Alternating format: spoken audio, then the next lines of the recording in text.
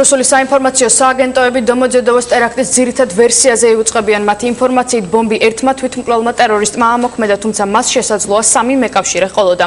დომოძედოვოს ტერაქტიდან 24 საათზე მეტი გავიდა, თუმცა საგამოძიებო ორგანოებს მომხდარზე ოფიციალური კომენტარი ჯერ არ გაუკეთებიათ. FSB და ნაციონალური ანტიტერორისტული კომიტეტი გამოძიების დასრულებამდე დუმილს ამჯობინებენ. ერთადერთი ინფორმაცია, რომელიც საგამოძიებო კომიტეტმა გაავრცელა, ფეთქებად ნივთიერებას ეხებოდა 7 კილოგრამამდე ტროტილის სიმძლავრის ასაფეთქებელი 5 მმ-იანი მეტალის მავთულებს, არმატურის ნაჭრებსა და მეტალის ბურთულებს შეიცავდა. მომხდარის შეტალებს კი საინფორმაციო სააგენტოები ისევ სამძებრო სამსახურების ანონიმურ წყაროებზე დაყრდნობით ავრცელებენ. დომოდედოვოს ტერაქტის მეორე დღეია შათირიშვილის რეპორტაჟში.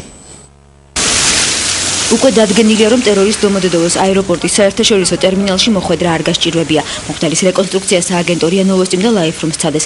3D ვიდეოზე აშკარად ჩანს, რომ ტერორისტი აეროვაგზალზე მანქანით შევიდა, იქიდან კი საერთაშორისო რეისების დარბაზში მოხვდა, სადაც თავი ხალხმრავალ ადგილზე აიფეთქა.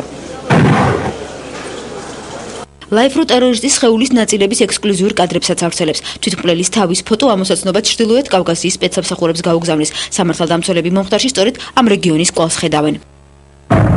ჯერ კიდევ ნაადრევია იმის მტკიცება, სადაური იყო ტერორისტი, თუმცა ეს დოკუმენტი, რომელიც სააგენტოებმა მოიპოვეს, აშკარად მიუთითებს, რომ რუსულმა სპეცსამსახურებმა აფეთქების შესახებ ერთი თვით ადრე იცოდნენ. დოკუმენტიდან ირკვევა, რომ ტერაქტს 5-კაციანი ჯგუფი გეგმავდა. 3 ქალი და 2 მამაკაცი, სავარაუდოდ ჩეჩნეთის მოქალაქეები, მოსკოვში ირანიდან და პაკისტანიდან უნდა ჩასულიყვნენ. დაზვერვამ მათი მისამართიც იცოდა. არ გამორიცხავენ, რომ დომოდედოვოში აფეთქებული ბომბი სწორედ იქ დამზადდა.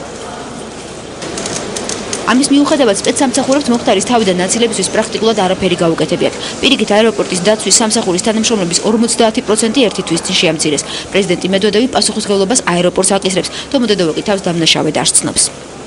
ყველაფერი უნდა გაკეთდეს იმისათვის, რომ ბოროტმოქმედები გამოვლიდნენ და გასამართდნენ. მათი ბუდეები კი განადგურდეს. მოვლენათა თანმიმდევრობა გვაფიქრებინებს, რომ აეროპორტში უსაფრთხოების ზომები არ არის დაცული. თუ აეროპორტს ამდენი მგზავრის მიღება შეუძლია, მას ყველა პირობა უნდა გააჩნდეს მგზავრებისა და ტვირთის შემოწმებისთვის. საჭიროა იმის დადგენა, დაცული იყო თუ არა ეს ნორმები. ჩვენ არ უნდა ვაგოთ პასუხი მომხდარ აფეთქებაზე, რადგანაც ჩვენი სამსახურების მიერ საავიაციო უსაფრთხოების ყველა ნორმა დაცული იყო. თავარი დამნაშავ კი მოსახლეობისთვის რუსეთის ცენტრალური ხელისუფლებაა. პირველით დაწყებული ბოლოთი დამთავრებული ქვეყნის ხელისუფლება მთლიანად შესაძლებელია. დუმაში შედან და გონიათ, რომ მათი საქმე რეორგანიზაციაა, ამით კი წესრიგი არ მყარდება.